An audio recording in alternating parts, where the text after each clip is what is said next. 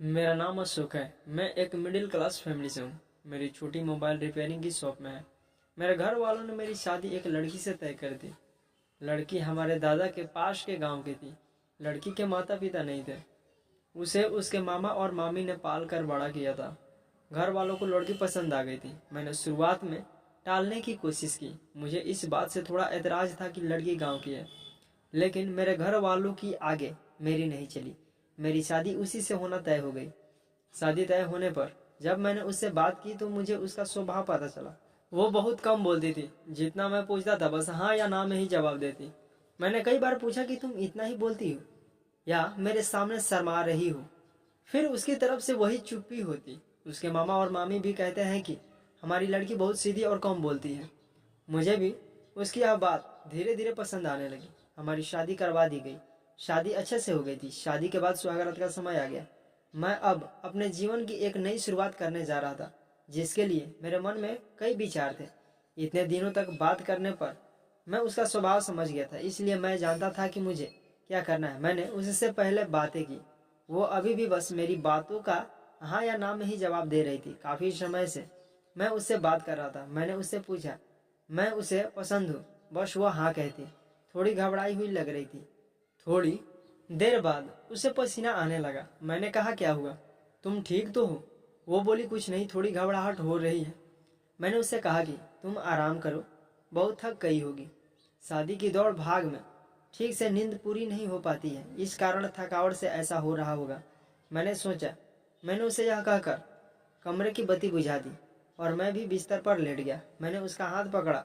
वो घबरा कर मारे कांपने लगी थी और पसीना तेज हो गया था। वो उठकर बिस्तर पर बैठ गई। मैंने कमरे की बत्ती ऑन की। उसकी हालत खराब थी।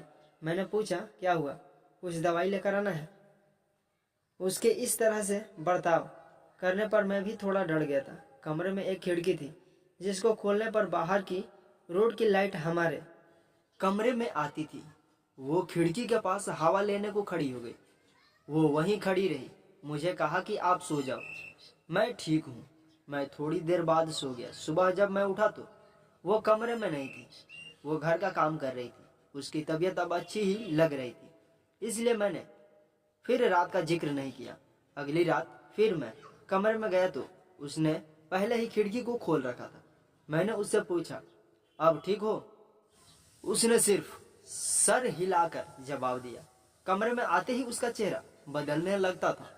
एक अजीब सी घबराहट उसके चेहरे पर आ जाती थी। उससे कुछ पूछता, वो कहीं और ही देखती, कुछ सोचती रहती।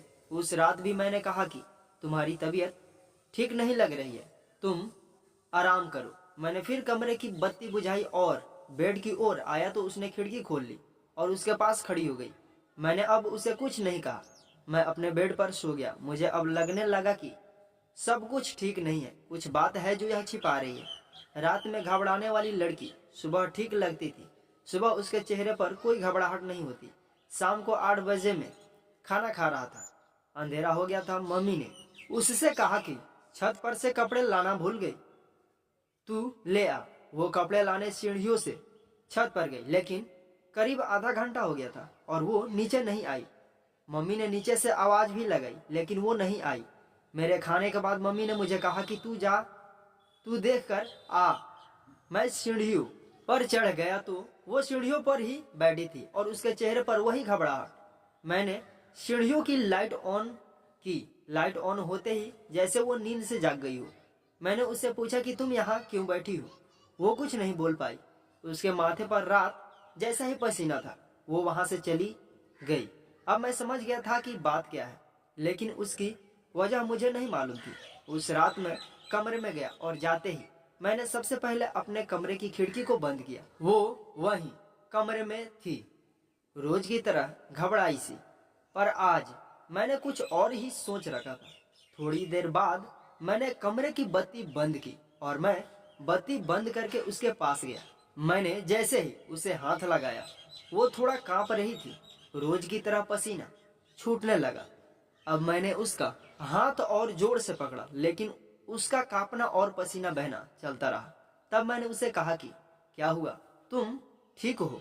वो अचानक बोली, मेरी तबीयत बिगड़ रही है। पानी मैंने बत्ती चालू करके उसे पानी दिया। रोज रात की यही कहानी थी। अब मैंने उससे पूछ ही लिया कि मैं जानना चाहता हूँ कि कुछ बात है जो तुम मुझसे छिपा रही हो, लेकिन क्या बात है मुझे बताओ। मुझे पता है, लेकिन मैं तुम्हारे मुंह से सुनना चाहता हूँ और उसकी वजह जानना चाहता हूँ। वो पहले ही कम बोलती थी, ऊपर से डरी हुई थी, तो वैसे ही उसकी आवाज नहीं निकलती थी। मैंने उससे प्यार से पूछा, क्या कुछ हुआ है? कुछ ऐसी बात है जो बता नहीं सकती? वो चुप रही।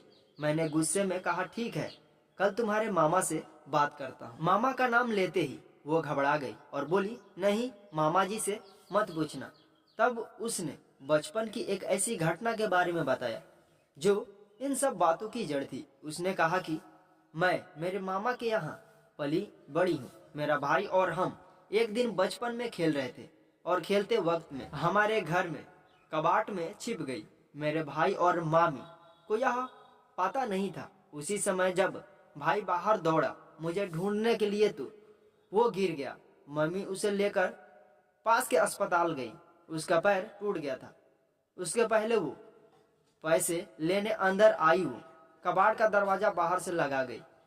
मैंने तभी कुछ नहीं कहा, मैं छिपी रही। बाहर क्या हुआ था इसका मुझे पता नहीं था। थोड़ी देर बाद जब मुझे घबराहट हुई तो मैंने बाहर आना चाहा, लेकिन दरवाजा बाहर से बंद था। मैंने बहुत कोशिश की, चिल्लाई, लेकिन घर में कोई नहीं था। मैं बहुत डर गई। उन्हें आने में करीब 3 घंटे लग गए। मैं उस कबाड़ में 3 घंटे बंद थी। उसके बाद उनके आने के बाद भी मैं उन्हें नहीं दिखी, तो मामी मुझे ढूंढने लगी। अब मैं अंदर पसीने और घबराहट के मारे बेहाल थी। मामी को आवाज पर मैं फिर से जोर से दरवाजा बजाने लगी, तो मामी ने मुझे बाहर निकाला। मैं जब बाहर निकली तो कांप रही थी। मुझे लगने लगा कि मैं उस कबाड़ से बाहर आऊंगी या नहीं। आज भी अंधेरा मुझे उस दिन की तरह डराता है। कबाड़ पुराना था, इसलिए कहीं कहीं से थोड़ा टूटा था, जिससे मुझे सांस लेने में कोई प्रॉब्लम नहीं हो रही थी। बाहर क्या हुआ था इसका मुझे पता नहीं था। मैं जब बाहर आई तो मुझे पता चला कि मैं इतने समय तक अंदर क्यों बंद थी। उस दिन से मुझे अंधेरे से डर लगता है। मुझे पसीना और घबराहट होने लगती है। मामी ने यह बात मामा को नहीं बताई थी, नहीं तो वो मुझे और भाई दोनों को पीड़ित। मुझे नहीं पता था कि अब यह कब तक मुझे परेशान करेगा, लेकिन मामी को यह पता है, इसलिए वो मेरा ध्यान रखती थी। यह सब सुनने के बाद मैंने कहा कि यह बात तुम पहले भी बता सकती थी। मेरी पत्नी बहुत ही सीधी थी और घटना के बाद शायद वो और भी डर गई थी। उसे लग रहा था कि उसकी यह परेशानी मैं समझूंगा या नहीं। कहीं मैं इस बात का मुद्दा ना बना लूं कि शादी के पहले हमें नहीं बताया गया, इसलिए वो छिपा रही थी। मैंने उसे फिर बड़े प्यार से समझाया, कहा कि उस समय जो हुआ उससे तुम्हें बाहर निकलना होगा। तुम्हारे अंदर के डर से हम दोनों मिलकर लड़ेंगे। मुझे पता है यह सब बोलना आसान है, करना मुश्किल, लेकिन मुझे पता है तुम कर सकती हो। अब इस कमरे की बत्ती तब तक बंद नहीं होगी जब तक तुम उसे बंद ना करो, चाहे इसके लिए पूरी उम्र ही क्यों ना लग जाए। मैंने पहली बार उसके चेहरे पर वो मुस्कान देखी थी। लग रहा था कि उसका कोई बोझ उतर गया। अंधेरा अब मेरे होते उसे डरा नहीं सकता। मैं उसका हाथ पकड़े रहता हूँ। धीरे धीरे मैं उसके इस डर को निकालने की कोशिश कर रहा हूँ और बहुत हद तक मैं सफल भी हो रहा हूँ। ऐसी कोई भी बात नहीं है जो हल नहीं हो सकती। व्यक्ति को सिर्फ प्यार और विश्वास चाहिए। बड़ी से बड़ी बात को सुलझाया जा सकता है। ये कहानी आपको कैसी लगी कमेंट करके बताएं, और ऐसी ही नई नई कहानियाँ सुनने के लिए हमारे चैनल को सब्सक्राइब करें। थैंक यू दोस्तों इस वीडियो को पूरा देखने के लिए।